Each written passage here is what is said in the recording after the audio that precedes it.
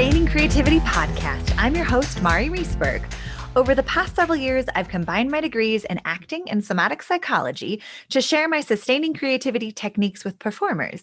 And now I've decided to share it with a bigger audience that includes you.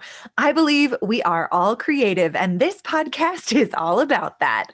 I'll be interviewing people from all backgrounds, ages, and creativity experiences to share just how creative we all are. Today, I'll be chatting with Sarah Small.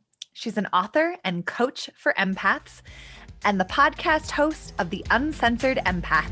Please enjoy Sarah Small.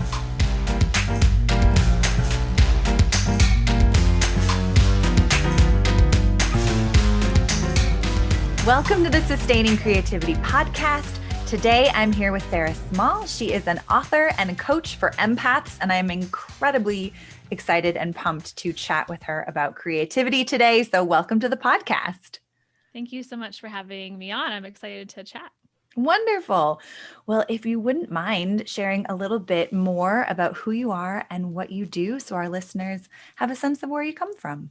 Absolutely. So there's a long path and a long journey that I could go way deep into that's gotten me to where I am today, but I will do the Cliff Notes version and talk a little bit about, what I am doing today, because so much of my personal journey has informed the work I do and how I show up as a leader and a coach and a empath entrepreneur now. And for me, that started with chronic illness and a really long 15 plus year journey with chronic illness, and just being in some of those darker moments that there wasn't energy and it felt like, talking about creativity, like that creativity felt very lacking during that time because it was a lot of survival mode. Yeah. And I tried all the things and did all the dietary changes, and I thought I was doing everything, perfect. And I am so the recovering perfectionist as well.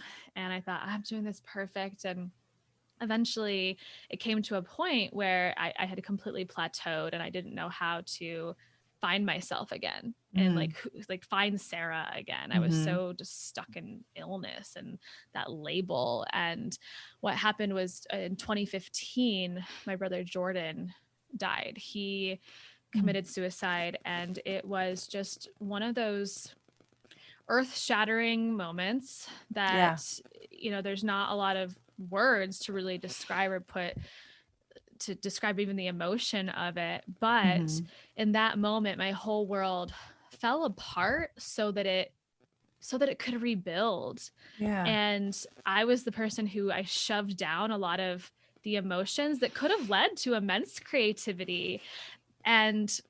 But I was afraid of them, and I shoved them down to the point where then grief was a gift for me. Grief really cracked me back open, and I started feeling all of the feelings and just led me down this path to start my own business and become a coach. I was previously a chief of staff for an international nonprofit organization. So it was a giant shift for me. Yeah. Oh my goodness.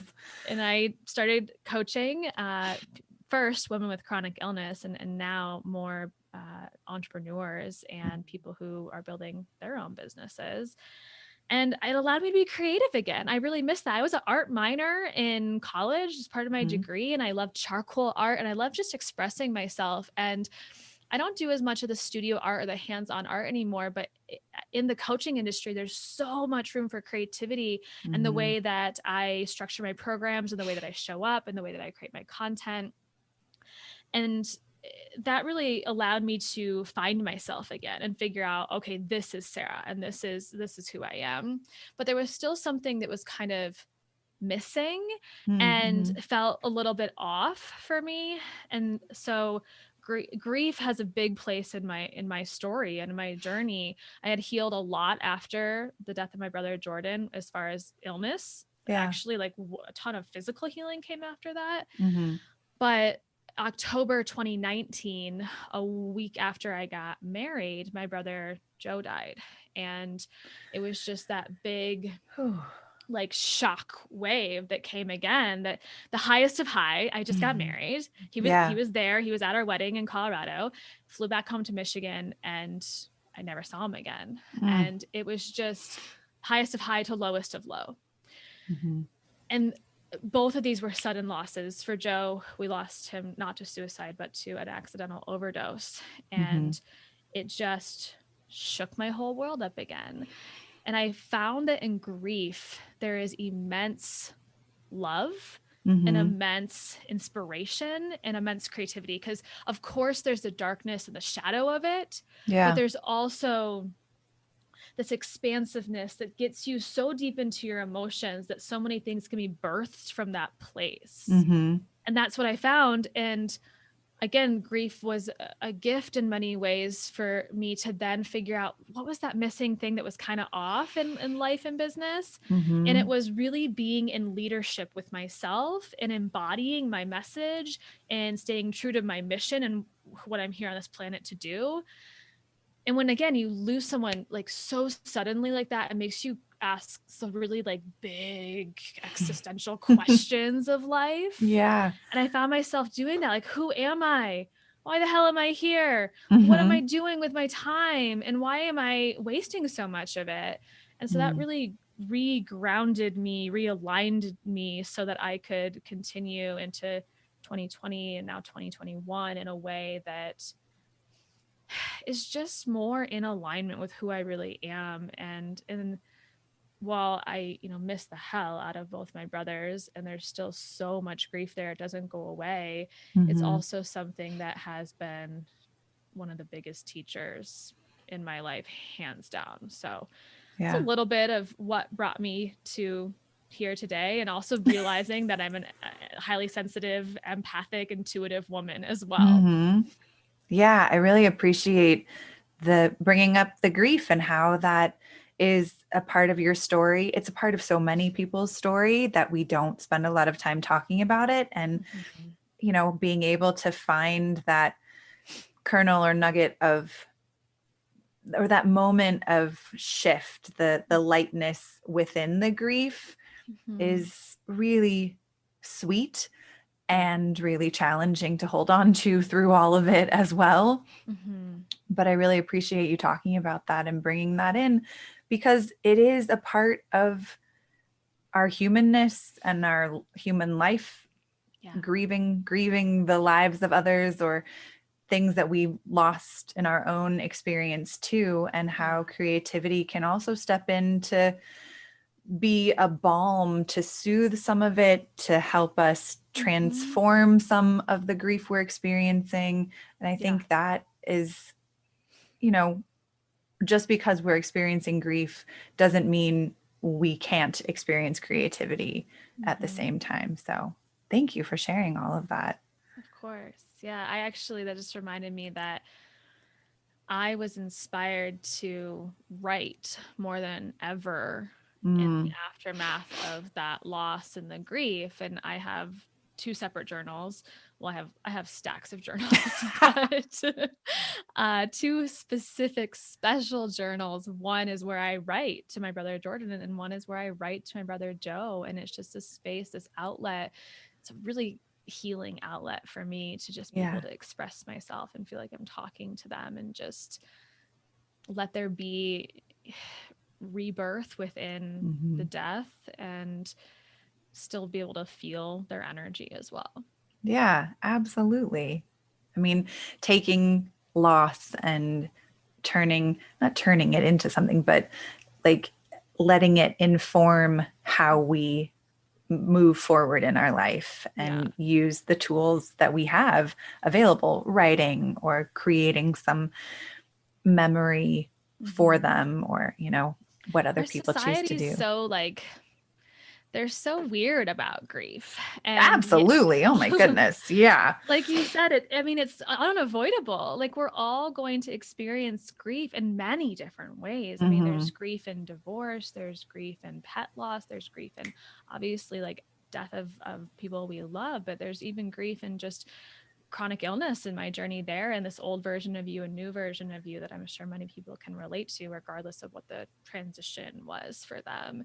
Yet as a society, I think we get so awkward, and we're like, what do we do? What do I say? And I think that we look at it as this like big dark shadow when in fact to grieve is to live, and to the heavier your grief, the more you loved on this planet. And I think there's something actually really, really beautiful about it that we don't need to back away from or feel awkward about. And instead, oftentimes there's not any right thing to do. I mean, there's never a right thing to do, but it's just, it allows us to be human. And I think that part of it is really beautiful. I agree. The humanness of it, it's our common humanity. We will all experience it in different ways, in different avenues, and how we respond to it will be different as well. But I think you're right that our society as a whole tends to want to, put some sugar on it and wrap it up in a bow and be done with it.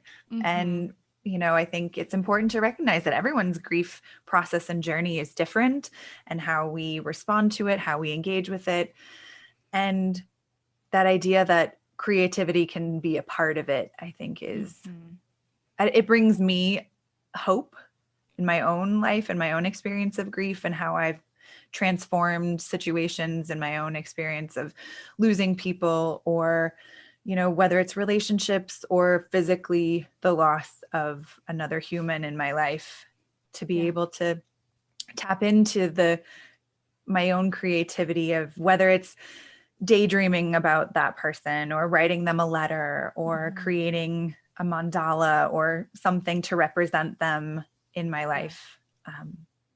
But yeah, you're right. We don't talk about it. So thanks for bringing the topic to the, I love cracking open like all the doors that we don't talk about. That's like my brand is the Uncensored Empath. And I feel like I stay really true to that, because I love to talk about some of the more taboo topics, or I don't even have to be taboo, because I don't think grief is taboo, but it's just something that we don't always acknowledge. And I think part of that is also that we just it's a discomfort, and our brains are naturally wired. I do a lot of subconscious reprogramming as a coach with my clients and facilitate like brain rewiring and change. And we are wired to avoid anything that's different, uncomfortable, change, newness. Painful. Yes. Totally. And so in many ways that is natural to be like, oh, good, and back away. But there's no avoiding it in our life. Like, we're all human, and there's going to be grief. And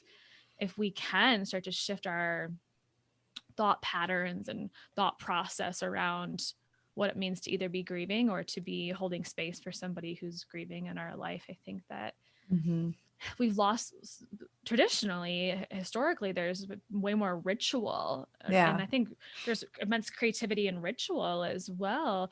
There used to be so much more ritual around grief. And Francis Weller is a incredible author on this. Anyone wants to just like freaking read poetry on grief, it's just incredible. But he brings this up, that there's this loss of the connection to the process of grief, and instead lost a lot of that ritual. And I think we get to bring it back, and we get to bring back the feeling. And there's so much for me, like these codes of creativity in the underbelly of emotion. There's so much to be felt and expressed. Absolutely. Yeah. And when you were just talking, it made me think of just like bringing more awareness to grieving. It's not something to ignore or avoid, that we can embrace it. And that in and of itself is a challenge for many people. But what magic happens when you do embrace the grief and move with it and allow it to move you, I think is pretty special. So it is. Well, while we're here chatting about grief, let's also chat about creativity. When you think of being creative, what does it mean to you to be creative?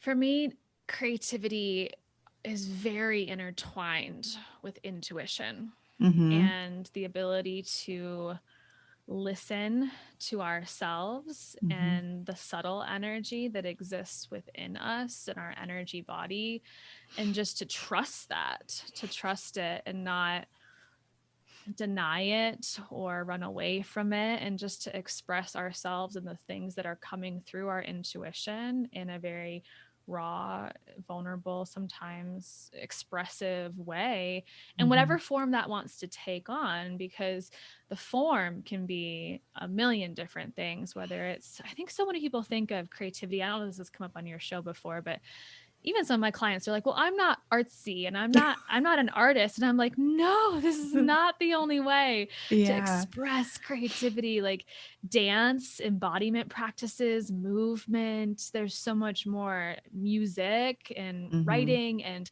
it's not literally taking a paintbrush to the page. That can be one form of expression, of course, but not the only one.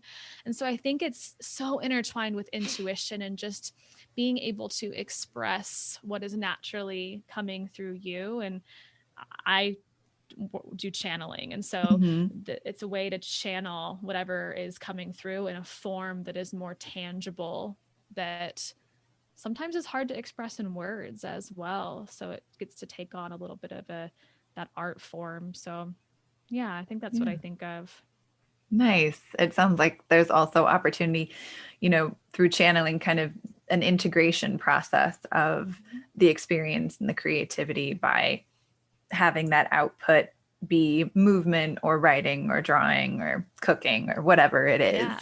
And we talk a lot about how getting dressed is a creative act and, doing stuff like that. So it's not just performing arts, creative arts, and really embracing creativity, that everyday creativity that we choose to participate in or navigate. And like you, many clients that I work with feel they are not creative at all. And yet in the course of a 5-minute conversation, we figure out, actually, there's so much creativity going on. Right. When you unpack it, there's even just those daily decisions and activities that we do. Like, what is your style? What do you choose to put on today? And how is that an expression of your true self or your mood or whatever it is? Because again, I think for me, there's a lot of the intuition is intertwined with the creativity, but so is the emotion. I think there's deep place for emotion and creativity as well.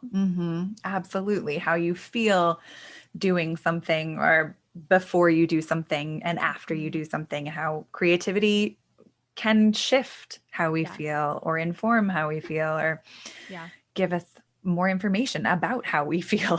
I think that's also an aspect of creativity that I really enjoy.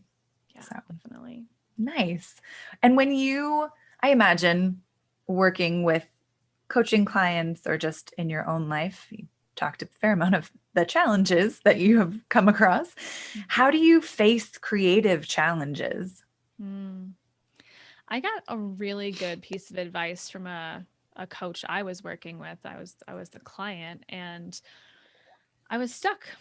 And I think we all reach those points of stuckness. Oh yeah. The blanking on what to say or finding the words for what you want to express. And she said, Sarah, what if you just talked about what it feels like to not know what to talk about? And through that, I mean, it was just this little, it cracked everything open. So I started in the not knowing where to start by talking about, okay, I feel stuck right now. This is what it feels like to be stuck right now. Here's what it feels like to not know what to say and to not have the words. Because a lot of the way I express creativity these days is through content and and sharing on social media, because that's how people find me as a coach.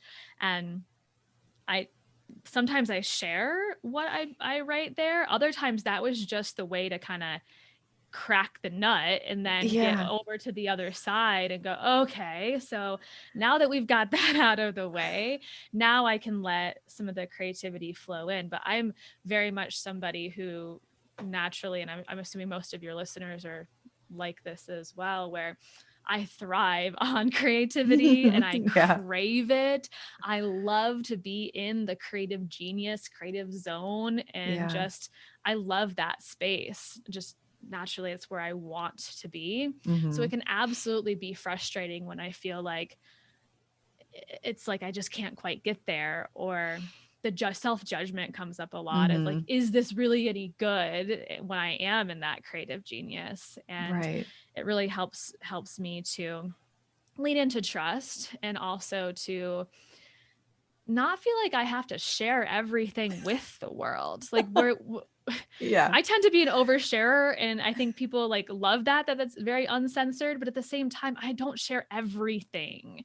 And so there's a balance of like, this can be just for me. This doesn't have to be shared with the world. It doesn't all have to be perfect. It doesn't have to be like professionalized and like have a special, it doesn't all have to be framed and pretty with a bow on top. So I write about what it feels like to feel stuck. And I also just let things be a little bit messy. Yeah. I think that, I mean, what a great reminder to just be how you are in this moment. And if in this moment I'm stuck, okay, let's walk through that. Yeah. It's how can we, because sometimes we got to move through it to get past it or get over the edge to what's next. And we might not be able to unless we acknowledge what is here and present. That's totally it. Yeah. Because if we try to go around it, or we try to deny like, oh, I'm not stuck. No, I'm never stuck. Like then what we end up creating is just not in our full power and our full essence of our soul. And instead it's just the trying to go around versus through. And I find that if we just go through, then it's going to be something that is more aligned for us in the end. Yeah. It's a little shorter too, to go through than around, or to bypass and pack it away. Yeah. And, I think something else that, sparked in me when you were talking was to really recognize that like, we have a choice. When we're aware of what's happening, we have a choice. We can go through, we can go around. Both are valid choices. But if we don't know what's happening, it's hard to make a choice about what to do or how to attend to what is happening. So those are really great reminders. Thank you for those. You strike me as someone who has a pretty active imagination or life. And I wonder from like childhood or early memories, what's your earliest memory of being creative? So because creativity is so intertwined with intuition for me, the memory is very much intuitive based as well. So when I was really young, I mean, I was still on the elementary school. I don't remember the exact age, but I would go out into nature and I would just like collect. I would collect berries and pine cones and like pine needles that had fallen on the ground and all whatever it was. And I didn't know about like leave no trace. So I also picked a lot of things I probably shouldn't have picked, but like 5-year-old Sarah or something, like going out and just like exploring nature. And so then I would bring these pieces of nature back, and I was obsessed with talking with fairies when I was really little. You were not alone. Me too.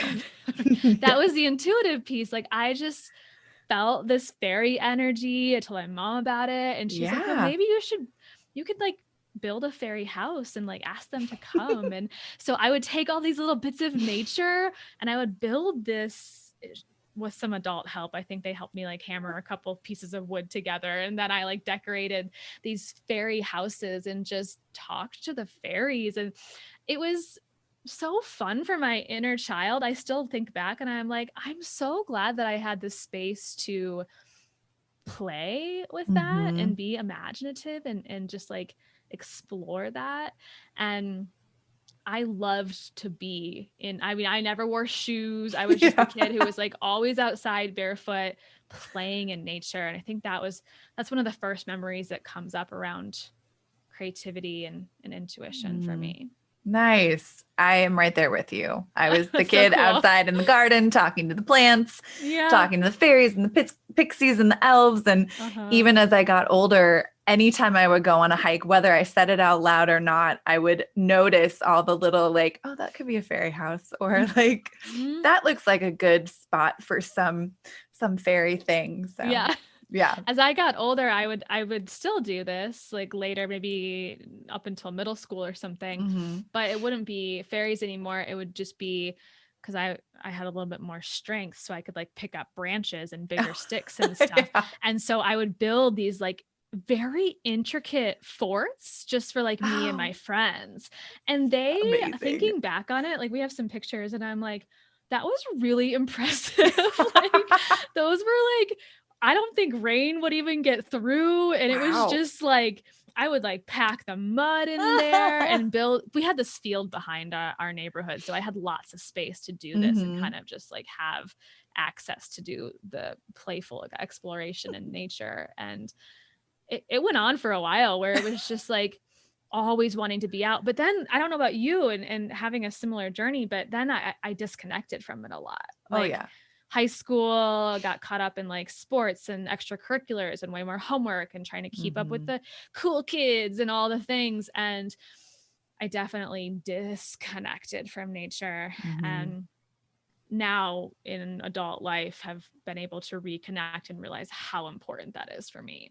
Yeah. I had a similar journey. I think it was more in college, the disconnection for me and getting as far away from it as possible and going to acting school. And we were still playing, but it just looked really different. Yeah. um, and then when I was living in New York City, just feeling like something was missing in my life and like Yeah. searching it out and trying to connect to other people who were doing more Mhm. spiritual or creative or Mhm. other Yeah. ways of I connection.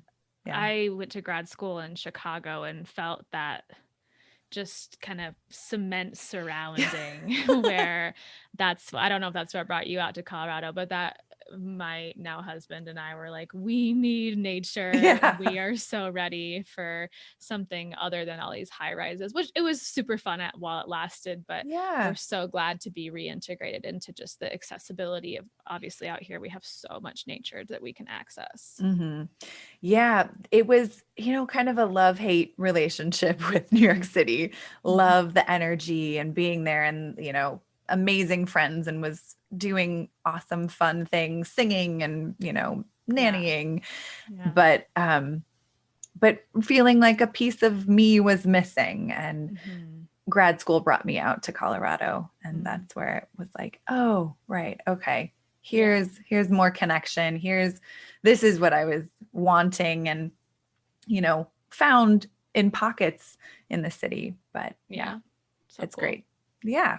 Awesome. I love the connections and the, Mhm. the fairies and the playful building. I can picture what you're describing so Yeah. vividly. Like, yeah, forts and it's awesome. Uh-huh. Yeah, for It was sure. all of that and more because I just loved art projects, loved organizing games. Yeah. Just it makes my inner child to this day so happy to bring some of those things back into my life because Yeah. life obviously looks so different and there's a lot more structure and a lot more responsibility. And I run this business and I have a whole team to support and to manage and Mm-hmm. everything. But when I create the space for the play, whether it's getting into nature or even just my mom and my sister and I did art projects at Oh, Christmas time this year. And it just makes my inner child so flippin' happy when I give her that space to play again. yeah. Play so important for Mm-hmm. us at any age. So Yeah. awesome. And yeah, it sounds like nature really inspires you and has most of your life to do things, but who or what else inspires you these days? Mm. I'm really inspired by women. I'll use an example. She's not the only person, but Glennon Doyle is Mm, one prime example of just women who share their story and speak from their heart so in such an unapologetic way hmm. where there's nothing to be sorry for anyways, but Yeah. this authentic energy that is felt through them and just have a way of describing the human experience in such words that resonate with my heart and my soul, and seeing them share their life and their story and the behind the scenes has really inspired me to do the same in my own way, in my own life experience. But also I love talking about being in leadership. And I think that's part of where I express my own form of creativity is in being a leader, and to see just women rise in their own leadership roles and color outside the lines. Every time I'm just like, yes, yes, yes, yes. And yeah, continuously inspires the way that I create, especially in my business. Yeah. And you've talked about leadership. Can you say a little bit more when you say leadership? What do you mean by that? So I think the way I talk about, I'm so glad you asked this, because I think the way I talk about and the way I see and embody leadership is definitely different than traditional form of leadership. So there's these 6 traditional forms of leadership that really don't align with me. There's like the delegation style, and then there's the very authoritative style. And many of those come from a masculine energy. And we've just seen how it hasn't worked out. And so the way I approach leadership is a blended energy of masculine and feminine. And it's not telling other people what to do. It's not making the decisions for the world. It's not, these are the rules and now you all listen. And instead it's really before anything else, being in leadership with yourself. So I give people the analogy of the word relationship. So relating to yourself, being in relationship with yourself, but put leader in there, and leading yourself, being in leadership with yourself, and holding up a mirror so that you lead yourself first, and you are the embodiment of your truth and integrity and transparency, and you live by your values. And there, as a natural byproduct, you invite people into their own leadership roles that are going to look different than yours. So there's no telling everyone else what to do. And instead I see leadership as this thing that's very much birthed from within each of us, and self-led, self-guided, that then starts to transpire outward, extend outward, and have an impact on the world for sure. But it starts inside. Nice.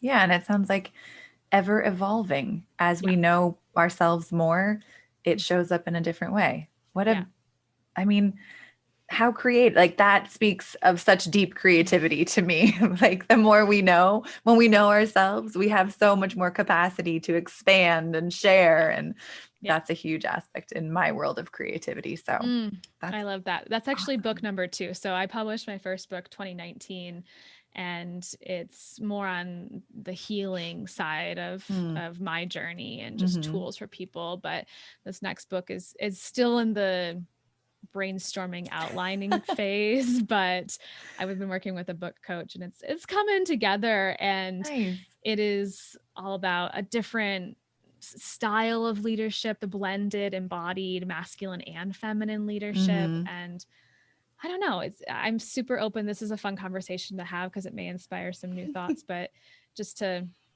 start to redefine what that means for us. Yeah. And how can it, like you said, women who are coloring outside the lines really inspire you. How can this leadership version of individual people do the same, color outside the lines, or incorporate more creativity and fun? That's the other piece around, as challenging as it can be to hold that mirror up in front of us and acknowledge what is when we do, oh my gosh, just such the faucets for me turn on, and I get to say like, oh my gosh, I can do anything. There's so much available for me to access and grow and change and influence and live. So I think of it like, how do I expect my team or the clients who say yes to my paid containers to expect them to show up in their highest if I am not showing up in my highest? And that's the embodiment piece. To be an embodied leader is to live it, to really live it, and to drop the expectations or the delegation or the bossiness of do this, do that. And Yeah. instead, I think we can actually be such expanders for people by simply holding ourselves in the highest. And I'm curious because I don't know that I've really seen that play out fully in any certain industry or part of the world. Maybe it has, but to just see how things might shift or change if we migrated a little bit more towards that definition of leadership. Yeah, if there was more permission to play a little bit more with it. Yeah, definitely. Nice. And I mean, it sounds like you have such a vast community that surrounds you, whether it's coaching clients or coaches, other people just in your life. How does your community impact or influence your own creativity? I get so inspired by my community and my clients, especially because my paying clients, I just have a more intimate relationship with them where I'm getting to have these actual conversations versus just like a comment on a post or something. But when they share their truth, their story, their current challenge situation, it opens up all sorts of ideas for me. I don't know if you are familiar with human design or if your community knows, human design. So I'm a projector. That's my type is a projector. And I won't go into all the details of it because human design is really complicated, but it's also fascinating. One part I want to share is that as a projector, my strategy is to wait for the invitation. And so when I have, whether it is members of my community, paying clients, or family members, or my husband, or whoever else in my life who express a desire to learn something or a curiosity, or they have a question, that is the door cracking open for me as a projector. That's like, okay, there's the invitation for me to jump in. And projectors are also natural mentors, guides, leaders. And so I love the opportunity to jump in and share, because I have the creativity, like there's plenty of it. Not that there aren't moments of like stall or plateau, but there's lots of creativity. So I am always on the lookout and get so inspired by when people open that door for me to jump in and be able to share. So yeah, I thrive on that type of context. Yeah. And it really sounds like it kind of turns up the volume on your own creativity when that invitation, and you don't let that invitation pass you by. You're going to grab it. And I mean, some of my most successful programs that I've created have come from a couple of people commenting in a thread of a post and just saying, this is what we're struggling with. This is what we're curious about. And then I have this big giant permission slip to go, okay, now bring out the whiteboard and here's my sticky notes. And I'm going to create the supportive container for them to be able to find their own answer, or to just be able to move through that challenge in their life. And that's definitely like one of my key strategies in creation for my business, is just look what people are saying. And then once that door is cracked, jump in and create it for them. Little market research right there. It's great. Yeah. Project. We love that. I love it. That's awesome. When you kind of navigate your everyday life, what are some everyday issues that you've used creativity to solve? So honestly, because intuition and creativity are, I know I've already said this, but they're so intertwined for me. And so I find that in almost every decision of every day, I'm using intuition and creativity in that moment to decide what I'm going to make for dinner at night, to decide if I have got several ideas for what to do next or how to support my clients next, to just trust my gut and to choose the one that I feel. I'm such a feeler as an empath. We feel all the energy of the world. And so I feel into what is most aligned, and then that creativity is able to come through. So I think it's in like every little decision that I make throughout the day that I'm embodied. I'm in my body. I'm not trying to find the answer outside of myself. I am here. I am present with myself.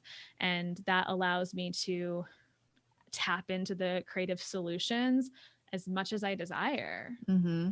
And it sounds like you also really trust it. Like you have this deep trusted relationship with your intuition and your creativity that is amazing. And for many people, really difficult to, they might get that intuition and then to really trust it or take that moving forward can. Absolutely. There's, I think, tons of self-doubt and questioning when people are still building or just building a relationship to their intuition that makes them question and go into the spiral of self-doubt and go, oh, is that right? Is it wrong? Can I trust it? Can I not trust it? And I mean, our journeys are all going to look different. So I don't have one answer on how to just start trusting it, but I can share from my personal journey that it was a matter of leaning in and leaning in and leaning in and getting comfortable with saying, I'm going to trust this. Let me just, almost like a little game we can play with ourselves. It's like, so I'm curious, even if it's trusting which exit to get off on the highway, like just little like moments where you can kind of challenge or play with your intuition, that gut instinct, and just start to, okay, turned out to be right. Okay. Yeah. That like led me in a good direction. And you can start to trust by being in the practice of even just those little tasks that make it a little bit easier. And then I'm at a point where it's just like, I unwaveringly trust my intuition. And it's just part of how I navigate life. Which is amazing. And you're talking about trusting the exit to get off. I experienced this last night while I was driving home, and I had that little like, oh, get off here. And I was like, nah, I'll keep going. Total traffic. Yeah. Like, damn it. Should have trusted. That's still a good like reminder to trust though, right? Oh, totally. Like, if you had gotten off, you might not have realized that like, it was so great to get off because you wouldn't have seen the traffic ahead. Exactly. So those reminders, of like, yes, when you have that intuition of like, get off at this exit, go for it. Do it. Yeah. Nice. So definitely had that moment last night. But how would you encourage others to find creativity in their lives through what you do? I think that our creativity often lives in the silence. So, and it was once described to me, I'm also a breathwork practitioner, and P.S. breathwork is a great way to access your creativity as well. But it was described to me, if you take a deep inhale and you exhale, and like in the very bottom belly of the exhale, that's like at the very end, there's just that emptiness. And that's the feminine energy. And the feminine is synonymous with the creative. And it's in that stillness, that silence, that emptiness that I think we can access our creativity and our intuition most easily. And it's a loud, freaking busy world. And so I don't think that we all make space to really experience that. So it doesn't have to be meditation. Meditation is not for everyone. Like, it may create more anxiety or stress, but there's different, I mean, even just moving your body or dancing. I love meditation, so I'm going to keep doing that. But like whatever works for you, to find that empty stillness to then allow the new ideas or the creativity or the solutions that weren't obvious, or what you don't know to start to funnel into your consciousness. Nice. Yeah. That's so great that the silence, the space, because sometimes we do need this space to create something or to allow something to come out. And when we are go 24/7, it's really, really challenging for that creativity to bust through. We gotta there's already too much noise. Like where in that noise are you going to have the you have to cut through it. You have to cut through the noise in order for the space to be created to then allow that in and be more this vessel for it to come in, versus I find that if we try to do that in the noise, it's very much in the energy of push, force, shove, hustle. Yeah. And that could still work, but I just find that it never feels quite as like there's not as much grace or ease, and it doesn't feel as aligned. Yeah. Nice. Well, it has been such a joy chatting with you. And I have one final question. What would you say your secret to creativity is? I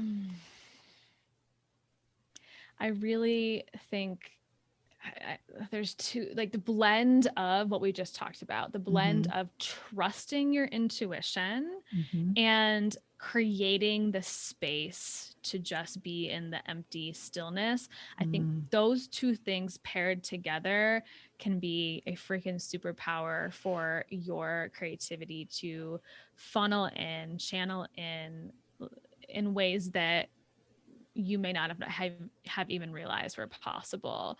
And pairing those together has really allowed so much to unearth for me and to be created.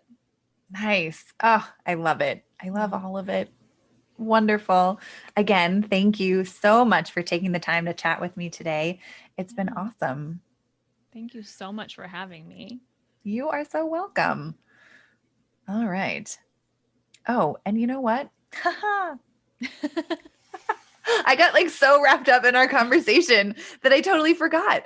How do people get in touch with you? I know people are going to want to know the things that you're up to and how to get in touch with you. So how would they go about doing that?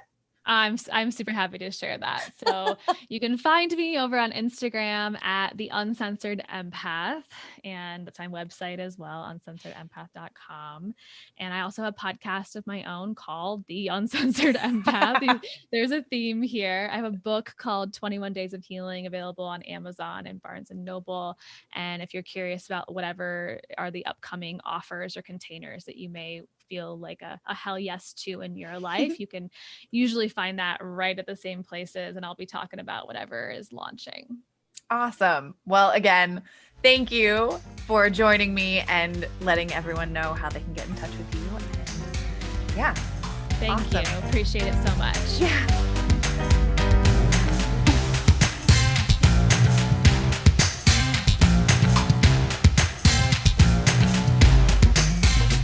Thanks for listening to the Sustaining Creativity Podcast. We'd love to keep in touch, so like us on Facebook and Instagram. We are Sustaining Creativity.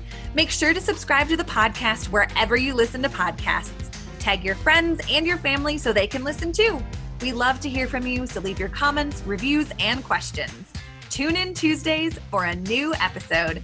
And remember, with creativity, anything's possible.